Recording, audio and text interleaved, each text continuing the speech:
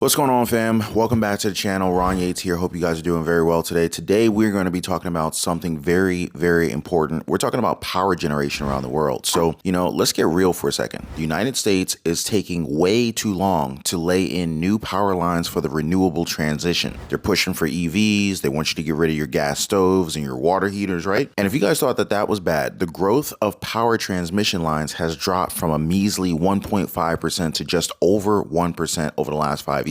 And I don't know if you guys have noticed, but there's been more power outages in recent months than usual. Yes, our power grid is in danger. Severe weather events, supply problems, and even planes crashing into electricity poles. Yeah, I can't make this stuff up, you guys. Kind of feels like we're under attack here. Hey, check this out.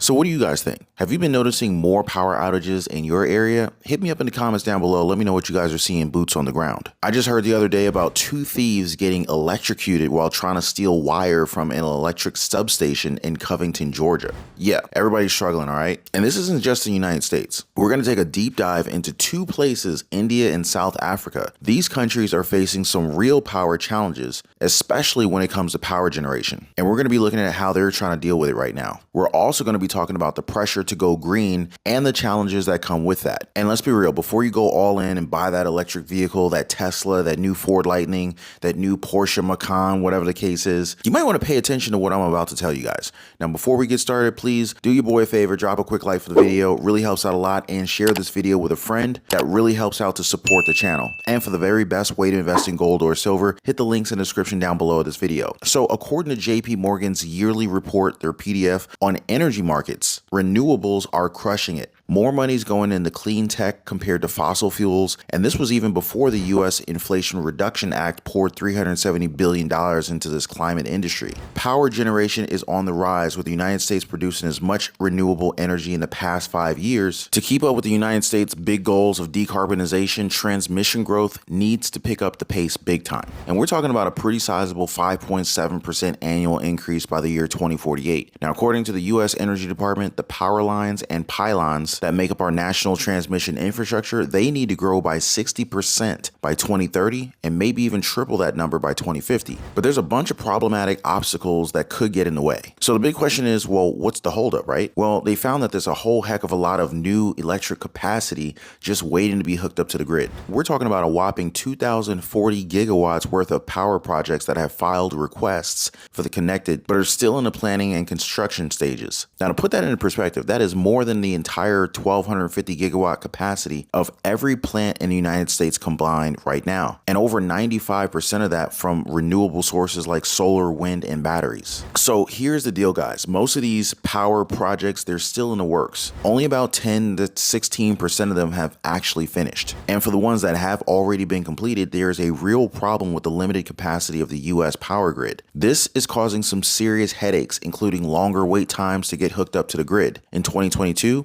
it took a whopping 5 years from the time that a request was made to the time that a project was up and running. Just a few years ago, in 2015, the wait time was 3 years, and back in 2008, it was less than 2 years. Now, there's a ton of reasons for this delay in building new power lines. So for one thing, it could be a real pain to get permits and access to land. This is part of why it looks like they're trying to introduce or implement more eminent domain, if you guys know what I mean. Now, some people do not like the idea of power lines crisscrossing their skies. Certainly don't want a 5G tower in our backyard, but that's part of the reason. Local and state governments, they can pretty much gum up the works as well by passing laws that limit the use of eminent domain intervene to protect their own interests, even if it means messing with the national power grid. And then, of course, there's challenges of integrating thousands of small solar, wind, and battery storage projects that are spread across the country into one grid. Wind farms, for example, they often need to be located in remote and windy places like North Dakota, which means laying a lot of power lines over long distances. But what is really worrying and concerning is how far behind that we are from other countries. The United States has 1,529 miles of high voltage direct current lines, the kind that optimize transmission of renewable energy from remote locations. Now, this is 19 times less than China and comparable to Denmark, a country that's 230 times smaller than the United States. So yeah, if this keeps up, expect more power outages and other countries getting the best of us. Now, speaking of power outages, we're sitting here in New York City right now, the middle of New York City. Can you imagine if New York City had a power outage? I mean, just look at this busy city out here. Now, you guys have no idea how busy New York City is during the day, but specifically hyper dependent on electricity at night. You can look down there and you can probably see this. We are right above the Grand Central Terminal in Manhattan. And if you go inside of the Grand Central Station, you will note that there is an unbelievable demand for electricity and a stable power grid here in the United States. And every one of these high rises greatly depends on a power grid. Not to mention backup generators, UPSs, unlimited power sources. You've got the Comcast building over there. You've got Salesforce. I saw Microsoft. You've got McDonald's on the corner. There's a Chick-fil-A down there that you probably can't see from here.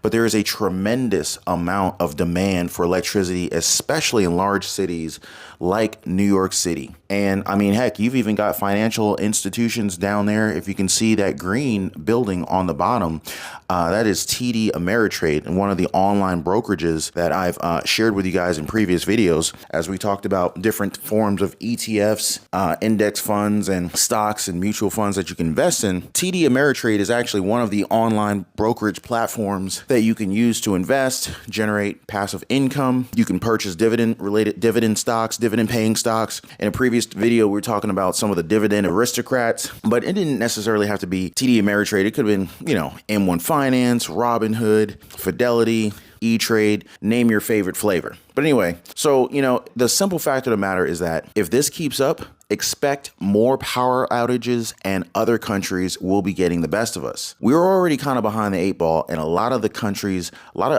especially the BRICS nations, they want to take us down. We can't let this happen. Now, it is good to check out what other countries are doing and how they're faring when it comes to their own power grids. So let's just talk about India, right? So the power grid in India can be a real pain. It's pretty unreliable, to put it mildly. The thing is, it's not so much that India doesn't generate enough electricity, it's just that there's so many people using it. I mean, seriously, India has become the most populous country in the world, surpassing even China. And as people start making more money, they want to use energy, especially electricity. They're also trying to become more self-sufficient with petroleum and biodiesel, but they're just using so much energy that they can't build power plants fast enough for the demand. Plus, they're having issues with maintenance of the power plants and transmission lines. And so that's why things can kind of blow up in their face. And it's happening oftentimes in India. Power lines that they haven't fixed in forever, illegal connections to the power lines, and of course, slums within their own makeshift grids. The generating capacity has gone up by 4% in the past year and 9% the year before that, but consumption is up a whopping 11%. So yeah, they got a big problem on their hands. Now, this next part is where the story gets a little bit too familiar with what's happening right here in the United States. You see, if you think about it, any reasonable country would be like, let's just build a bunch of cheap and efficient power plants, like nuclear and coal-fired ones. But no, instead,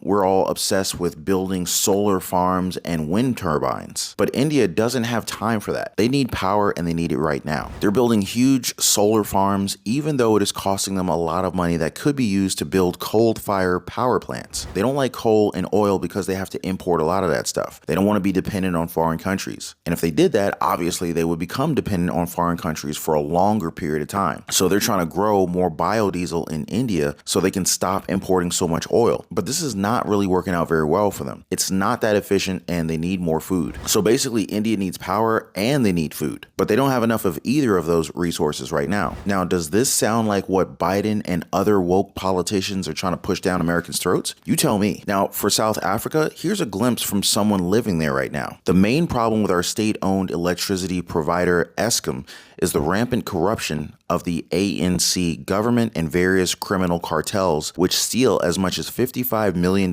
per month from the utility. We also have the problem of illegal connections and a vast number of customers that do not want to pay for electricity. So there is precious little money to fund maintenance. Yep, pretty soon, guys, this could very well be happening in the United States too. Yeah, guys, so here's the deal. In South Africa, the power grid is like totally collapsing. They cannot keep up with maintenance and they're trying to switch to green energy, but it's not working out so well. They keep having strikes and sabotage on the power plants and they can't fix them fast enough. So they're running other power plants nonstop, which is making things even worse because they're not maintaining those either. And they don't even have enough people or the skills to fix everything. So it's getting worse and worse by the day. Now, this could all very well apply to us right here. The United States is planning to add a ton of electric cars to the power grid, but the problem is that we don't have enough juice to handle all that. Our power plants are already struggling and we're not doing enough maintenance to keep them running. It's kind of like, why bother when everybody is saying, we're going to switch to solar panels and wind panels or windmills very soon, right? But that's easier said than done. This is not going to happen overnight. And there's a lot of issues with relying solely on those types of power generation. Meanwhile, power companies are scared to invest in traditional power plants like coal and nuclear because they're worried that they'll get regulated out of business. And then all of those very costly investments will have been a waste of money. But those plants are the ones that are creating